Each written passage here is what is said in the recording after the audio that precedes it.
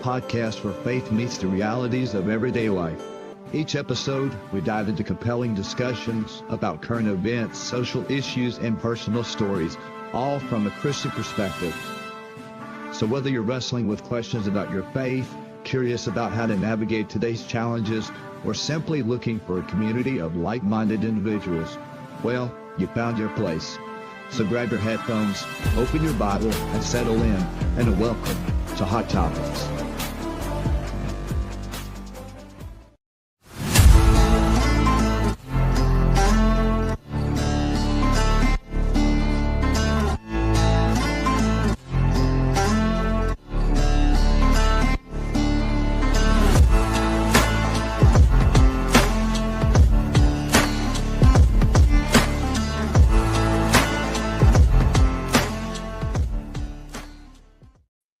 Hey everyone, and welcome to another episode of Hot Topics. I'm excited this evening to have a special guest with us, comedian, Christian, wonderful man of God, Bob Smiley. I'm about to introduce him here in a second.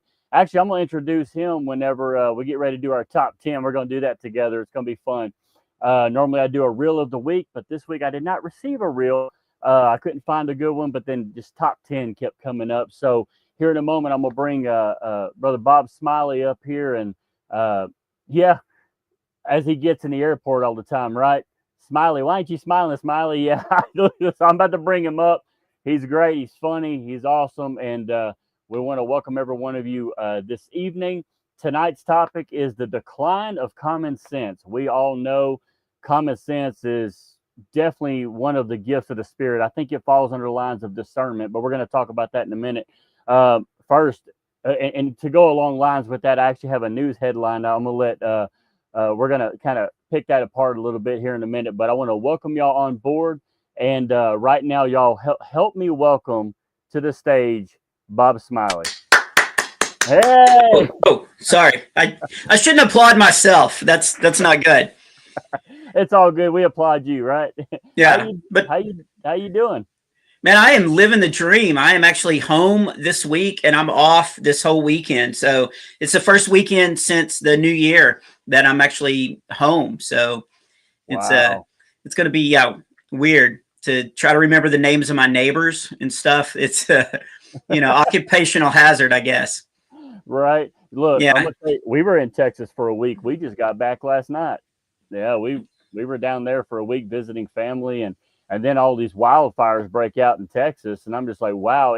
There's a subdivision that's growing over there, and I'm probably a couple of my friends from California are probably about to kick me in the butt, on Facebook here, and maybe YouTube, I don't know. But it's crazy because there's 2 new subdivisions in that area, and it's all people from California.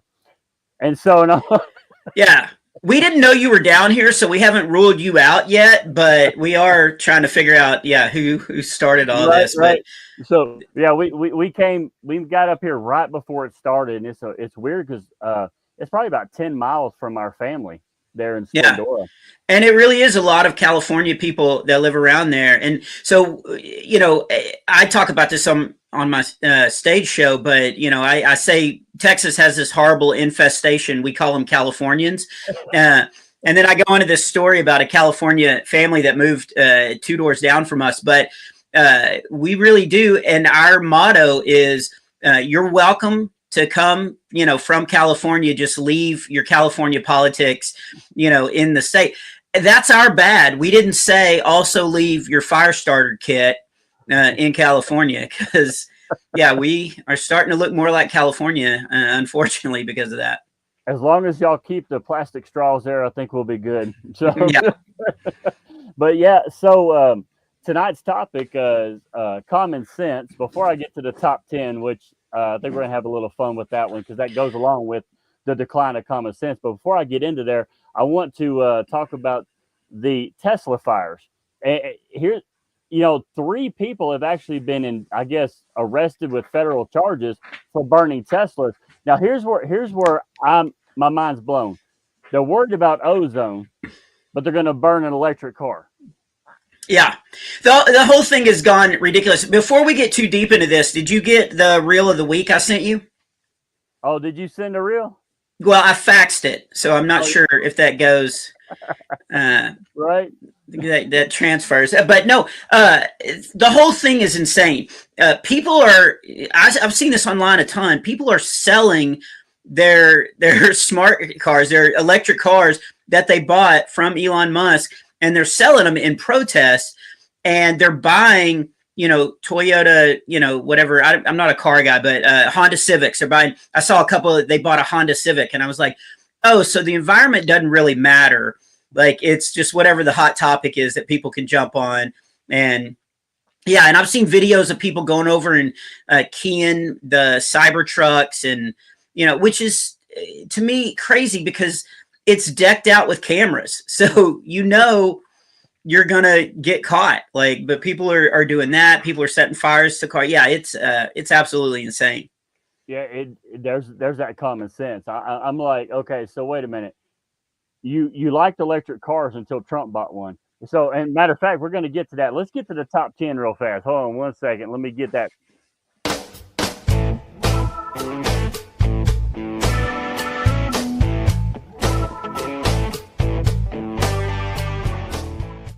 So this week's top 10 is the top 10 signs that you might be a Democrat liberal.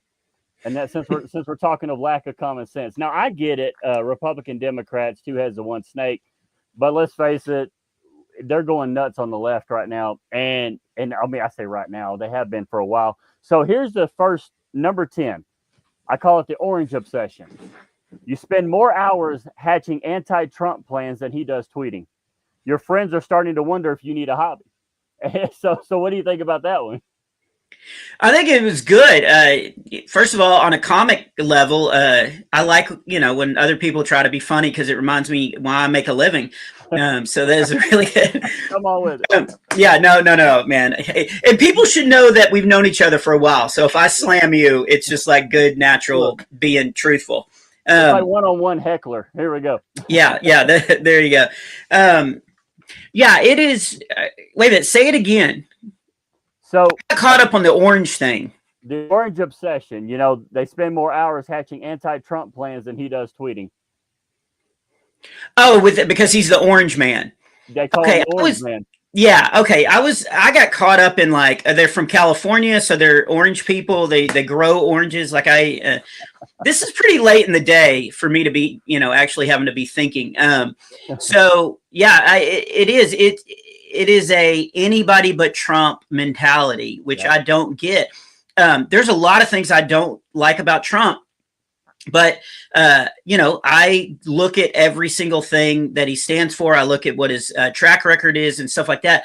They're just across the board. And most of these people that hate, I was in Alaska this is probably, it was before the election. And I was in Alaska, and this guy came up to me, and I'd done a show, and I didn't get political at all. And he came up and he goes, I'm so glad you're not one of those comics that makes fun of Biden, because he's a good dude and he's doing a good job. And it kind of threw me off. And he was like this older gentleman. And I was like, yeah, tell me what you like about Biden. And he kind of froze, and he goes, well, I mean, he's just doing a good job. And I said, well, like what personally has he done for you? I know you're in Alaska, so the border crisis is not a problem, and all that. But what has he done for you? And he's like, I don't really know, but I know he's doing a good job. And I feel like so many people have that mentality. It's just anything but Trump, and whatever else is available, they'll just blindly follow it, but not even look at the issues or track records or any of that. It's pretty crazy. It's anything but Trump. So number 9. Is a bathroom dilemma. They find themselves torn between bathrooms. Now, trying to decide whether you're going to use which bathroom you're going to use, that doesn't make sense to me. I mean, it's like whatever the mood they're in that day, they decide what bathroom they're going to use. And so that's number 9. I actually didn't write this one down. That one actually I found, and I said, well, that's pretty common. I had a guy try to walk in the bathroom with my wife and daughter in the bathroom when Obama tried to make it legal. And I was just like, no, you're not. That's just because his husband couldn't find which bathroom to go to. And so that's just the way it rolls. Yeah, thankfully I live in Texas, so it's not a big issue down Yeah. here because we mostly go outside. So we don't really have to. Under three. Yeah, you just or a bucket. If you're doing well, if you can afford a Lowe's or Home Depot bucket. Not a sponsor, by the way. Yeah, they won't email me back, but yeah, all of that, men competing in women's sports, and anybody can go into anybody's bathroom and stuff. I'm so open-minded to hear the other side's argument, but I can't find a good solid argument that it's okay for that to happen. And there's tons of police reports of that being a very, very bad idea. And my wife and I, we have 5 tax deductions, all boys. So we have 5 boys. I don't have any daughters, but I can't imagine taking my daughter out, to a Target and being worried about her having to go to the bathroom and being safe in the bathroom. I can't imagine that. And I can't imagine anybody that would stand and be like, no, anybody should be able to go in the bathroom with that little girl. I don't know what the argument would be. Again, we're back to common sense. So the next one would be vaccine enthusiast. So I've actually had that. I can no longer have children. You can no longer have children. Oh, you said vaccine. I'm sorry. Total different. Right. Yeah. So I did write this one down. I said they proudly declared that they got more vaccines than they have friends. The only thing that they share more than their vaccine cards are the memes on how they hate needles. How about this? But they love science. Say you've turned being immunized into a hobby, yet after collecting all the vaccines like they do Pokemon cards, because obviously they got to collect them all. Oh, I like that. Michael Myers in your room. He says it's my son calling. And I have it Michael Myers because it's like a really scary tune. And anytime he's calling because he wants to come over and do laundry. That's funny. So sorry about that. I thought I had it silenced, but so they got all these vaccines, but yet they're still living constant fear of the unvaxxed, and it doesn't make sense. They're like, okay, so I have all these vaccines, but yet I'm still living in fear that one of you unvaxxed are going to get me a disease. Why does that even make sense? My first video that ever went viral that went over 1 million views, I thought of it while I was driving home from a show and just immediately set up and just recorded it. But it was a whole thing of me acting like there was somebody off camera holding a gun to me going, hello, there's a rumor going around that people that have influence are being told to promote the vaccine, but that is not the case. And I acted like I was reading a deal. And then I'd be like, this is a lie put out by Trump. And then I look offside and I go, really, Trump? It is a lie. But one of the things I said, and I put it as a joke, but they said you got to get vaccinated so that you don't give it to somebody that is not vaccinated. And then they said, no, you got to get vaccine so you can't get it. And then they started saying anybody unvaxxed is killing other people that have the vaccine because they're going to spread it. And I was like, no, wait a minute. If you're vaxxed, then you can't and all these people that just double down on science and stuff. Then when all these records came out of how it was causing heart attacks and that it wasn't tested properly and how, all this corruption, all the money that was, traded hands and all that, and all how bad the vaccines were for you, all of a sudden science isn't important. It's the same thing with the electric cars. It's like we're killing the environment. We all have to have electric cars. Oh, we don't like the guy who's making them. We got to get rid of these electric cars. It's just there's just no common sense in it. They like science when it's on their agenda. But here's the crazy thing: they don't even know what science is. I mean, if you think about it, when they can't decide whether they're a boy or a girl, and you ask them what is a woman, they can't answer that. And so I'm like, okay, but I thought you were into science. I thought you liked science. I thought you liked science. And they're like, we love science. And which brings me to the next one is the environment hero. They think that factories are destroying the environment, but you spend hours in an assembly line making signs using wood and paper to protest against the very same factories that produce the materials to allow you to protest the materials they just made for your protest. That gives me a headache. Yeah. There actually, I don't know if they do this anymore, but in Oklahoma, they had a big campaign of Save the Trees. and they made signs out of wood that they put up all over. The joke wrote itself. It was like, just, oh, thank you for that. That, just handed to me. But yeah, it's the same thing. I gotta think your material's got to be growing with our economy. Yeah. It reminds me, I don't know, and I don't we talked, actually I had Randall Reeder on last week, and he was in the movie Idiocracy before he got saved again. And so I don't recommend it for their children, but when I watched that movie back, I mean, years ago, I said, this movie is where America's heading. And I mean, it literally Idiocracy, which I'm going to skip on down because let's just face it, the rest of these are stupid. And so, look. Oh, the rest of them are okay. But here's the thing that they I mean, you think about it artistically, they want to tear down 200-year-old statues, but paint murals of rapists and convicted felons, because they're the new heroes. That was one of them.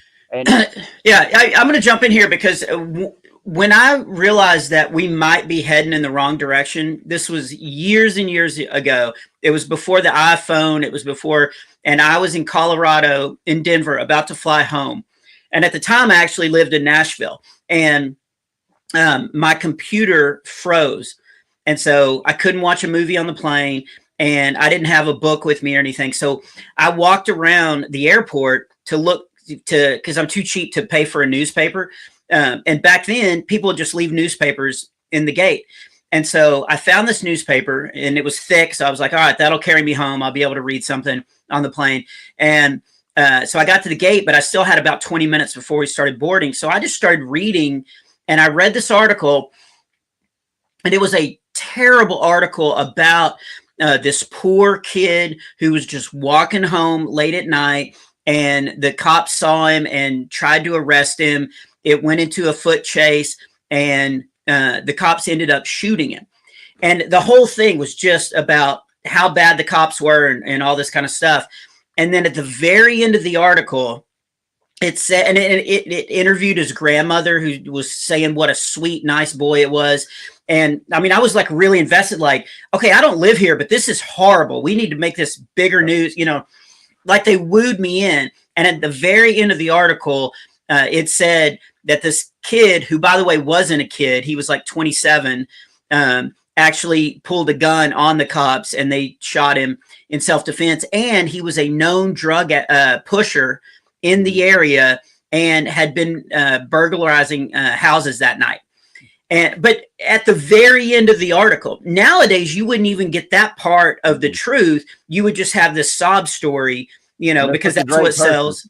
Yeah, he's just such a good, but I was like, I wasted, probably 12 minutes, or who am I kidding? It probably took me the whole 20 minutes because I'm a slow reader, but I wasted like 20 minutes of my life reading this story about this amazing person to find out that he was a drug pusher and a thief, and he pulled a gun on the cops. And so they shot, and that was the first moment that, because I'd never read anything in the, media that I felt like I was being, coerced, or I was trying to be led into a certain way of thinking. That was the very first article that I ever read. And I remember thinking, oh, I hope this isn't the trend. And now here we are in, 2025, and that has been the trend like for years and years. I worked down the road from you, actually, as a sheriff's deputy in San Jacinto County, and it was during and that's what Hot Top is about. What are they going to do? Ban me? So here's the thing: it was when the BLM got real big, and I remember when the BLM started, it was actually a good thing. Now, as most activists, it starts now. Here's the thing: all of a sudden, it was white cops hating on people, and I said, "Wait a minute, that wasn't even a white cop that shot the guy in Florida to start that movement. It was a Hispanic neighborhood watchman. So how did all of a sudden it become cops? And so anyway, and it became just this. And here's the crazy thing: it wasn't even black against white; it was white BLMs against white cops. And I'm over here like, most of the riots, most of those things that we had to work, those big rallies they had that ended up turning into riots, it was white people. And I'm over here like, and they're going, "Hey, I'm black." No, you're not. I mean, it blew my mind as a cop. And so that's when I started noticing, I'm like, okay, the first sign that common sense was completely gone was when everybody bought all the toilet paper and the shelves are empty of food, and I'm like, what are you going to wipe? And it didn't make no sense. Like everybody got scared over. We're going to run out of toilet paper. I'm like, grab a leaf. You know, I mean, there's Kleenex. Go to Taco Bell, grab some Kleenex or something. Here's a side note. But so I got married 6.5 years ago, and I have always taken the toilet paper out of the hotels because I feel like if I'm paying $130 for a night, I pay for that extra roll of toilet paper. So I bring it home. And my wife was always giving me flack about that. And then COVID hit and everybody's running around. And I just took her over to this coat closet that we have in the entryway. And I just opened it up and I was like, I got you, baby. And it just rows of Hampton Inn, Holiday Inn. Like it was just like we were good. But yeah, I remember when BLM first hit, I was doing a pastor's conference in Roseville, California, and Twitter was the thing.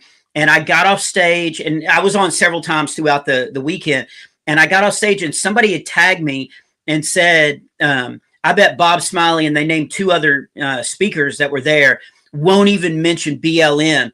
And I was like, "Whoa! I don't even know about BLM," because it had just started, and they basically bullied me on Twitter that whole weekend to get me to say something about it. And I was like, okay, I don't even know about it. And, I'm in the middle of working, that weekend, and I didn't have time to do research. And I definitely wasn't going to stand on stage in front of 3,000 pastors and say, hey guys, we got to, get behind BLM. I was like, give me some time to do some research. But it was, that was my first, I guess, opening line of figuring out what BLM was. And it was them bullying me into trying to be a spokesperson from them. And I was like, man, and then later what I saw, I was like, I think there's some good things here. I hope it doesn't get corrupted.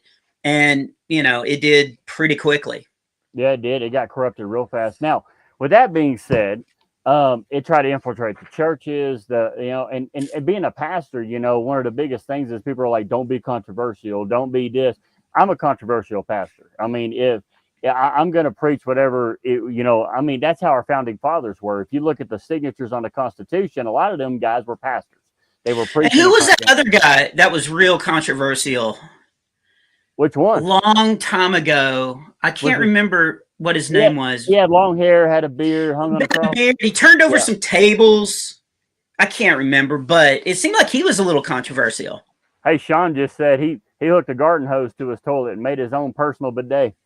All right, Sean needs to get out more, okay? He needs to go touch some grass. Go touch some grass. He's from Ohio, so yeah. But no, so there's only 2 months that you could actually have a garden hose coming in from outside because the rest of the time it's frozen. Yeah, it's a frozen bidet. That is not a good bidet. That is. I do have to tell you, I was really impressed up here because, in Texas, being from Texas, if it gets down to 30 degrees, we lose power. And usually the water freezes in the house. However, we have not lost power here in snow. We have not lost our water. I said, oh, Texas needs to get on the ball with some stuff down there because they know how it's done up here. So, yeah. Now, in January, I did a show up in Pittsburgh, way up in the mountains, and a blizzard hit the day of the show. And the pastor was really worried. He was like, man, I hope people show up for the show.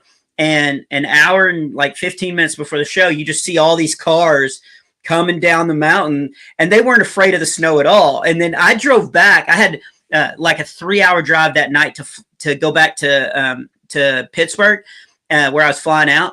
And so I said Pittsburgh. I meant Pennsylvania. I was doing a show, but I was flying out of Pittsburgh, and so I drove for 3 hours during a blizzard.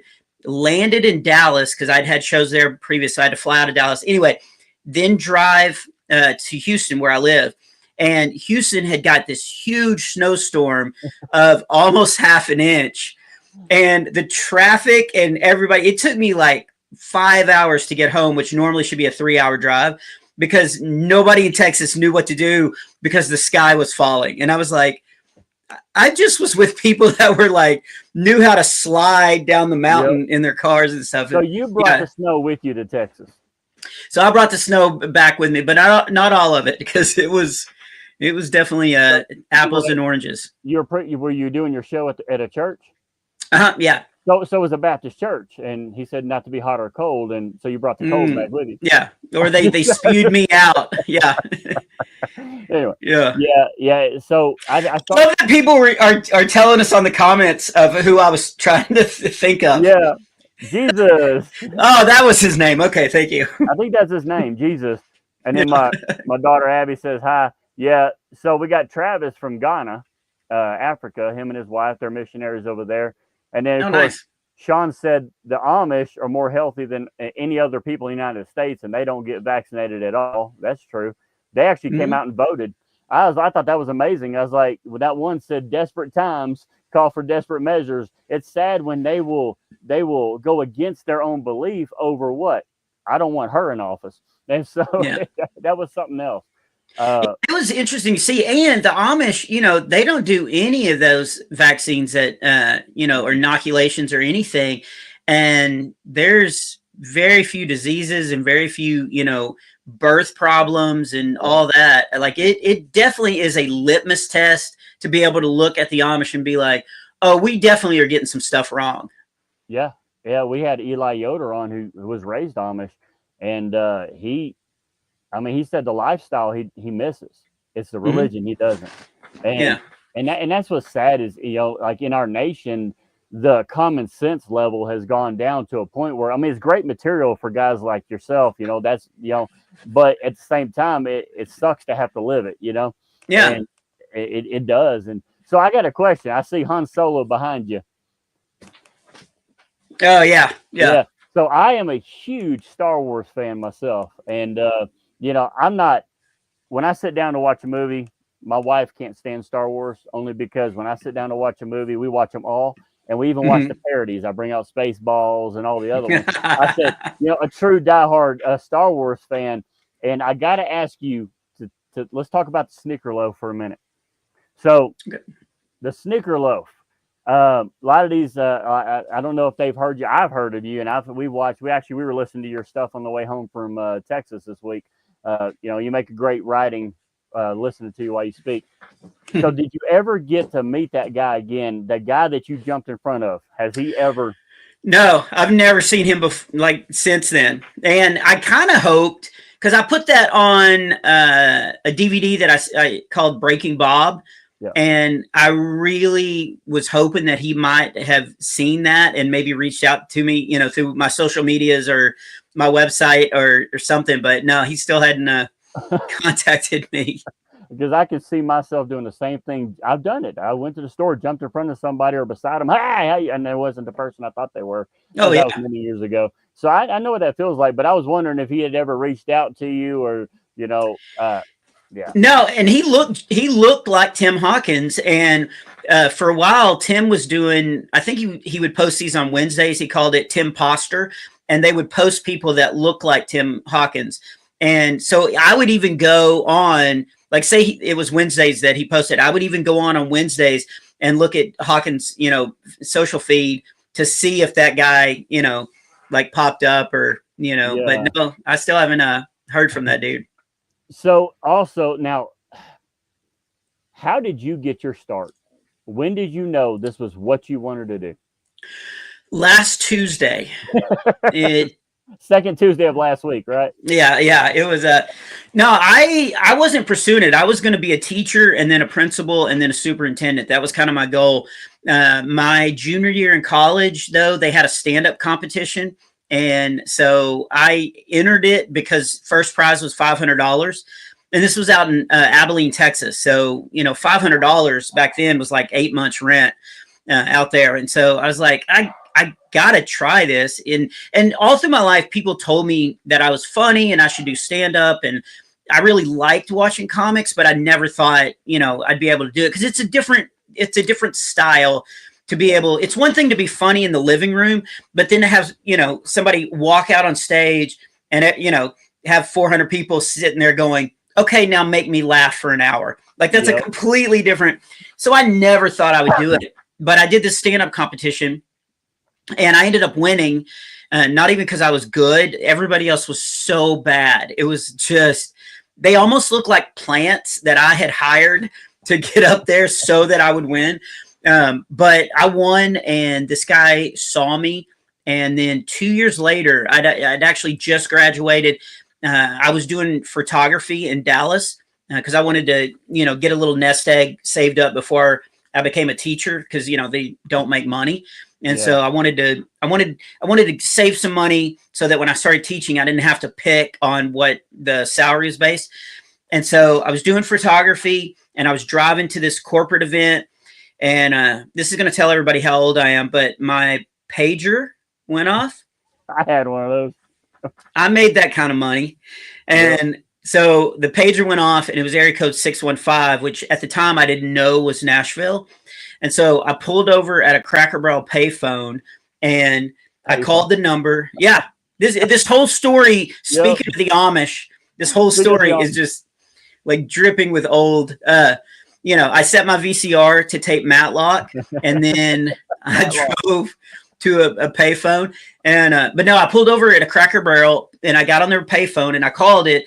And this guy was like, "Hey, my name's Rick Wooten," and I knew him. Like, we hung out in college. And he was like, "Hey, I'm road managing this guy named Clay Cross, and we're about to leave for tour. And we had a meeting, and we thought it'd be fun to have a comedian come out and keep the crowd entertained in between the acts. And I've got to hire a merch guy, so we can actually pay you to do Clay Cross's merch. But we really want you, because we want you to get on stage, and because he had seen me do this one stand-up competition." And so I remember standing at this Cracker Barrel payphone, not realizing that this was about to change my life. But I was like, "How long's the tour?" And he said 6 weeks, but it may go into 8, because Clay had just won New Artist of the Year. And I was like, I was so flippant about it. I was like, okay. And because here's what I was thinking. I thought, I'll fly out to Nashville, get on the tour bus, we'll leave, they'll fire me in a week, but I will have a cool story to be able to tell my grandkids. Like, I was on a tour bus one time. And so I flew out, we drove up. The first show was in Grand Rapids, Michigan. And we drove up there and started the tour. And I just started getting up on stage and trying to figure out how to keep people entertained in between the bands. And they had these moving lights, these brand new moving lights that they brought, and they would break all the time. And anytime they break, like, it was like, "Hey, let's get the circus monkey up here." And so I was constantly having to go up on stage and, be like, "Hey, waka, waka, waka," like trying to. So I learned how to do crowd work. I learned how, when you drive into a town, you start looking for things that you can write bits about and stuff like that. And so it was a really good. I didn't grow up going to open mic nights or any of that stuff, but that's how I got into it. So I did the Clay Cross tour. The Newsboys saw me. They asked me if I'd open for them the next year. And then the Supertones saw me and asked me to tour with them. And Man, so I haven't heard that name in a while. Supertones. I'm telling you, this whole part of this interview here is all about like the Wayback Machine. Yeah. So I was touring with Plank Eye and like just all these old bands, and so youth leaders would see me at these shows, and then they would like, I had a website. My website's always been bobsmiley.com. But they would, go to the website, see if that was me. Because back then websites were kind of new, and they would see it was me. And then they would email me and be like, "Hey, do you want to come do a show for our youth group?" And so that's how I got into it. Wow. Which is amazing, but it's the worst, because I have kids come to my show all the time, and they'll come up after the show and they'll be like, "Hey, I want to be a comedian. How do I do it?" And I'm like, "Do a stand-up competition your junior year in college, and then wait for somebody to call you." Duh. It's like, I go stand by a Cracker Barrel payphone with your pager. Like, I have no good advice to them at all. Looking like a mob boss waiting on the suitcase drop. That's exactly what that was. Like, when I paid you, be by this phone. It'll tell you a time and a location. I remember my mom paging me 911 when it was time to call her from the payphone at the school. And I remember those days. And my first phone was a penny, and my mom paid for it for a penny. And you flip down. There was no texting. Like, and you just called a number, and it just, times have changed, really. Honestly, you got little computers right here. Oh yeah, yeah, it's insane. I remember our first computer, and we had this, the floppy disk, and you put it in, and it loaded. And I remember we could play this. It was like a pinball machine, and you would sit over there and hit the keys, and you would play. But of course, it was all digitized, so the pinball would just, like it was basically a square that just moved each dot, coming down. But I was like, this is the great, they'll never make anything better than this at all. And now I can look up Tom Petty's middle name in a second, right. Like it's and insane. You can even find their addresses now. Yep. Yeah. Yeah. We're not coming to test the 4 people outside my window right now. Yeah, we're waving too. That's funny. So and then of course, you are a Christian comedian. I think I heard one time Tim Hawkins say, "I'm a Christian that does comedy." You're like, I am a Christian comedian. What I like about you come with a message also. If they listen, you're the perfect blend of sarcasm. The dad jokes and sarcasm a lot, and so my daughter's back there laughing at your stuff whenever we watch it, because I say dad jokes all the time. And I never wanted to be a comedian. Honestly, I never even wanted to be a pastor.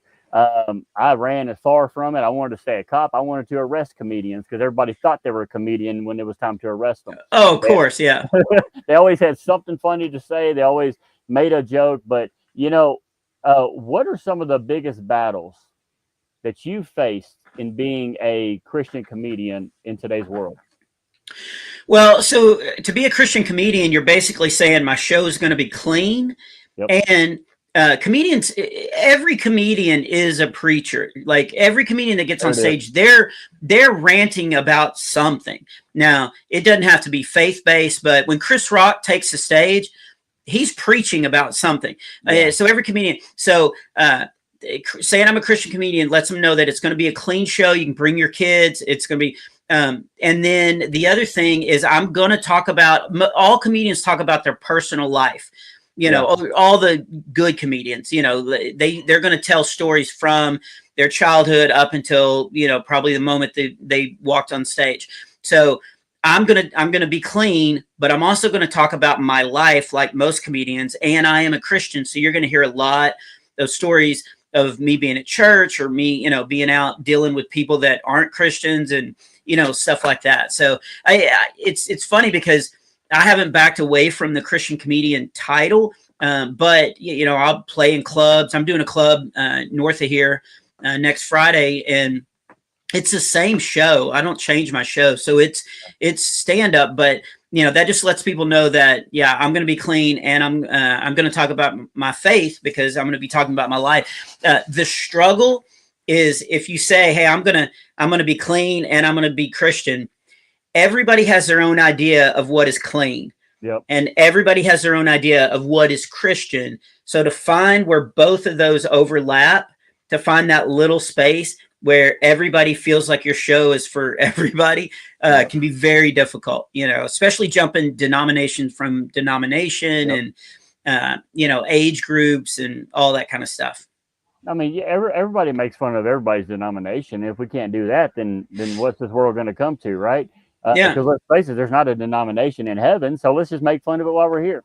I'm surprised they ain't made that a hate crime yet, but the Methodists don't have their way yet, so we're good. I was going to say, I grew up Church of Christ, so wait a minute, you sure there's not a denomination in heaven? I was promised. My wife was raised Church of Christ, and so we understand completely. I have some friends that are Church of Christ, and they're like, "You play the guitar?" And I'm like, "Wait a minute, you can play the guitar outside of church. You just can't do it in church."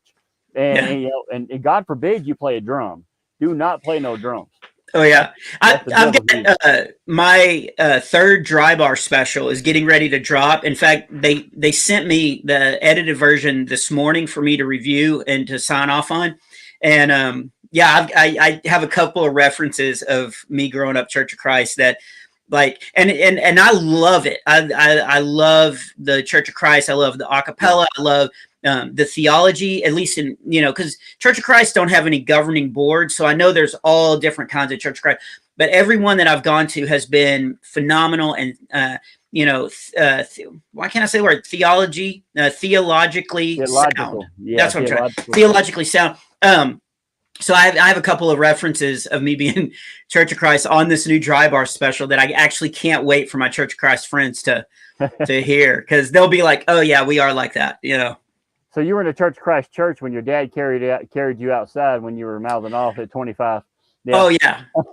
In fact, I'd never gone to another church until, and you've probably seen this bit because it seems like you know a lot of my stuff, but until I had done a Sunday morning thing at a Baptist church, and then I got off stage and the band started playing.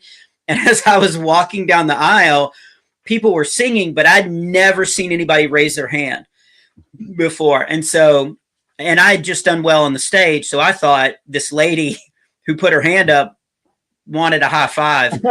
And so I gave her a high five, and it really scared her because she had her eyes closed.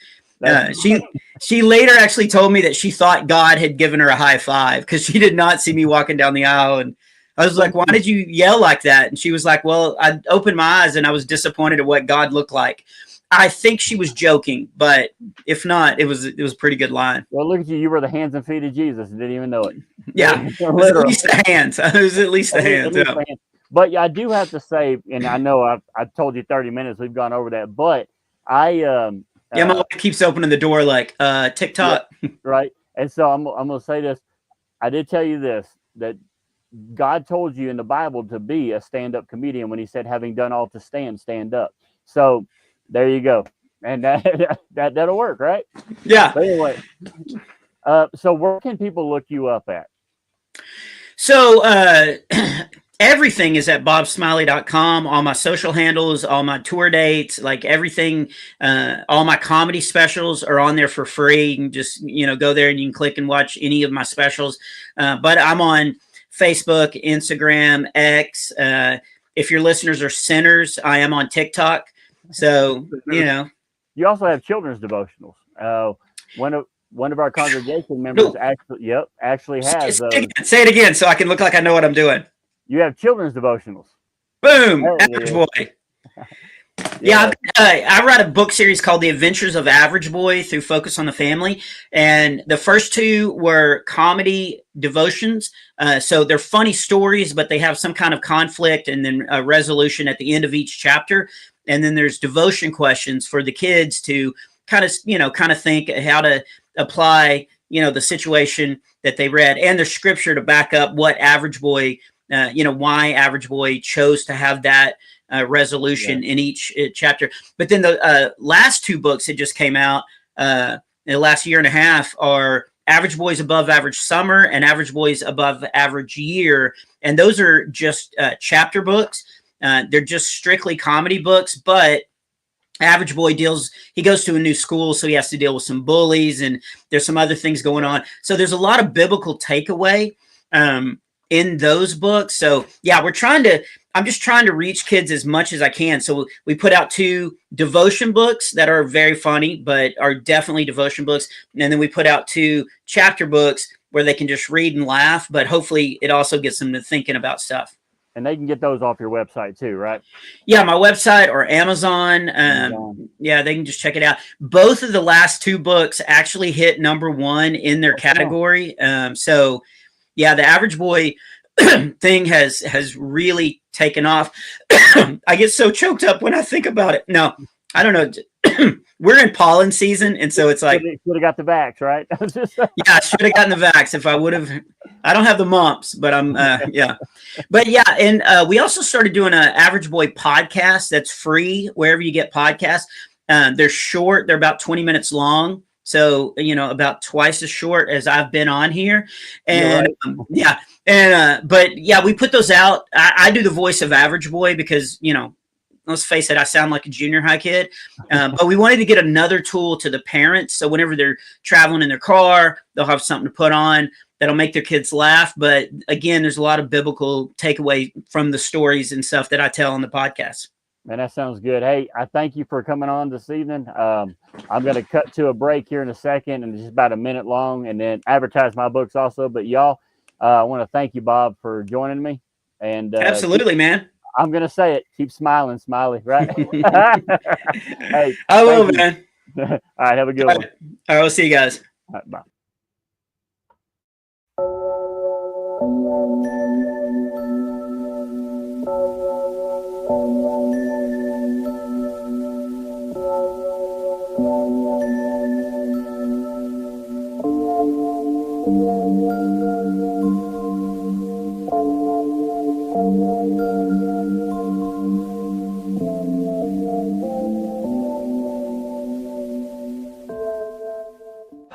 That is Christopher Walken.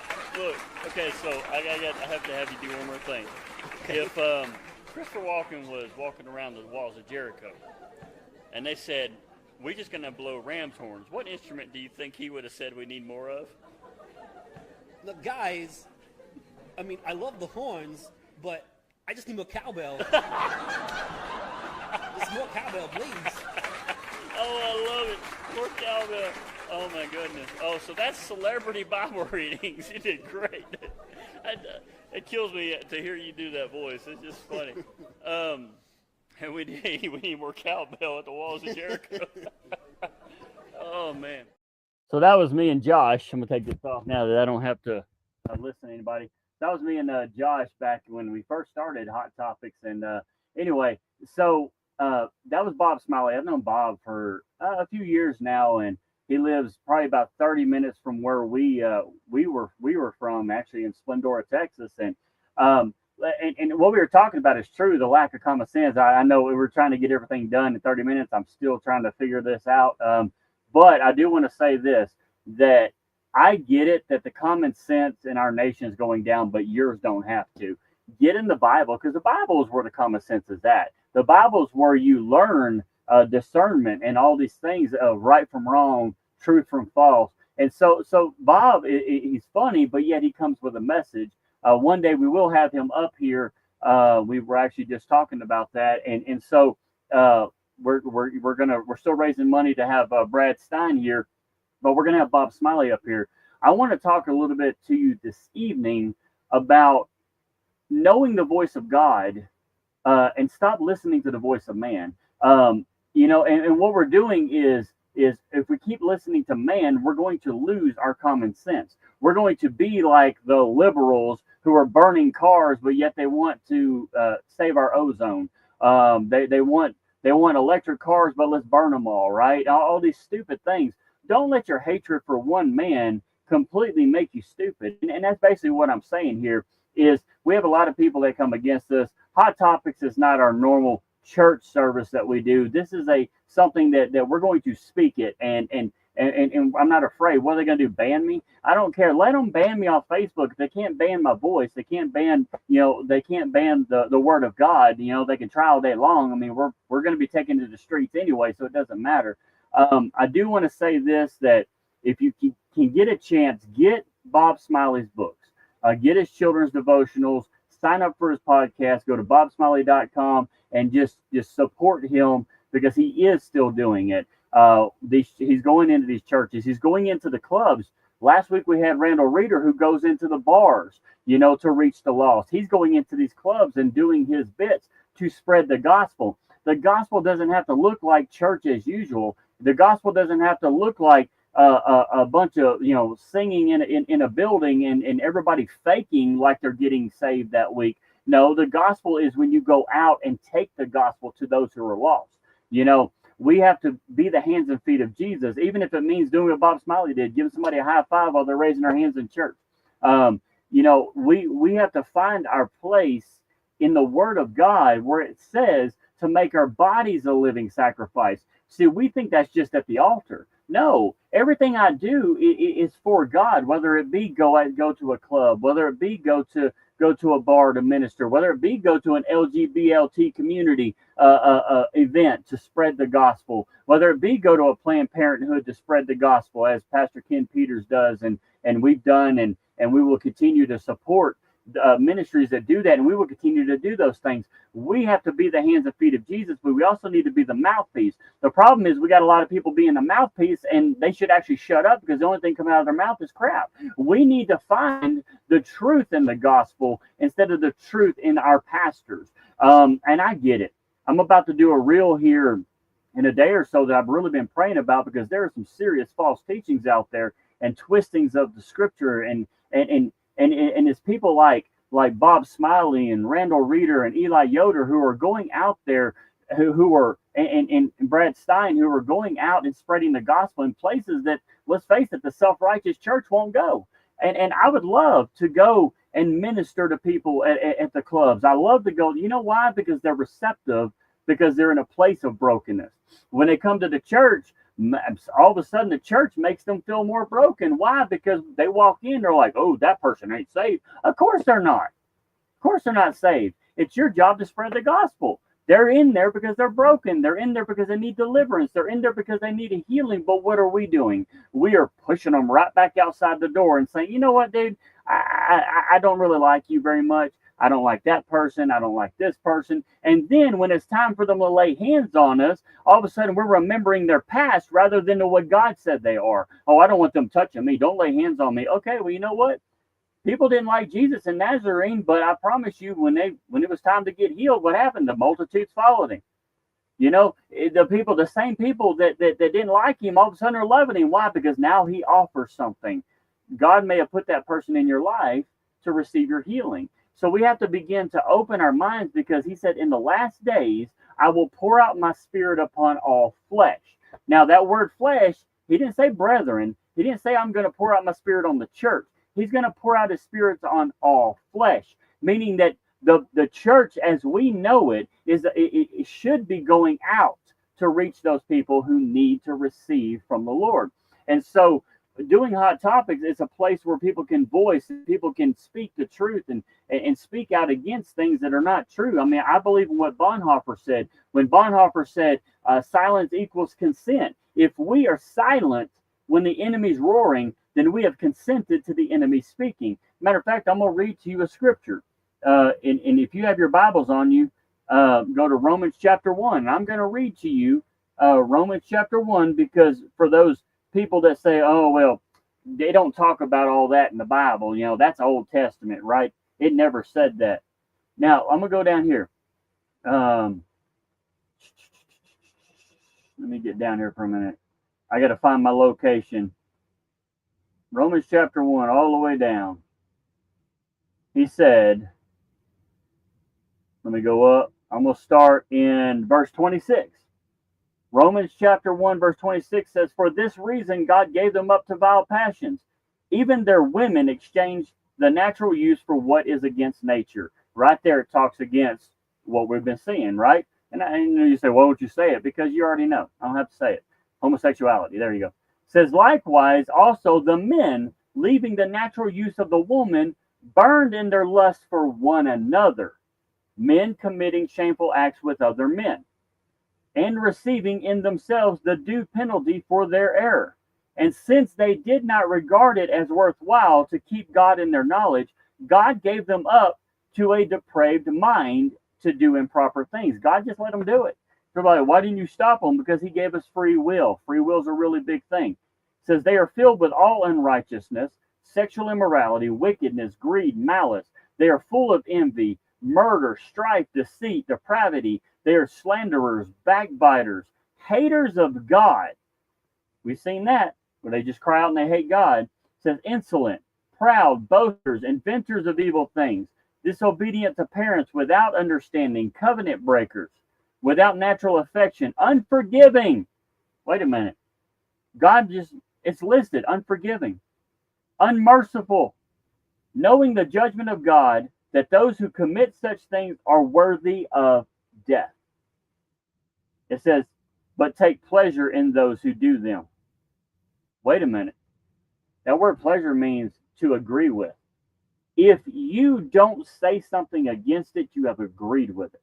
If you do not stand up for the truth, you say, well, it doesn't bother me, it doesn't affect me. Well, you know what? There was a group of people that said it doesn't affect them, and all of a sudden their children are having to dodge drag queens dancing in their laps at a library inside of a school. They're having to pull books off of shelves that are teaching our children how to have sex with the same sex. I'm sorry, but that is evil, and we have not done anything about it. Now, there are people that are standing up more now, but where were you when Trump wasn't in office? Where were you when it was hard? Where were you when the cultural norm was to go with and to compromise with the enemy and not to stand up against the enemy? Where were you? I know where you were. You were sitting on Facebook complaining about it all day long. You were sitting in your church small groups complaining about it. But where were you when pastors like Ken Peters were standing outside of Planned Parenthood, were standing outside the courtroom when they were convicting pro-lifers in a federal court case? Where were you? See, I need you to ask that question. We always ask, where were you when the world stopped turning, right? On 9/11.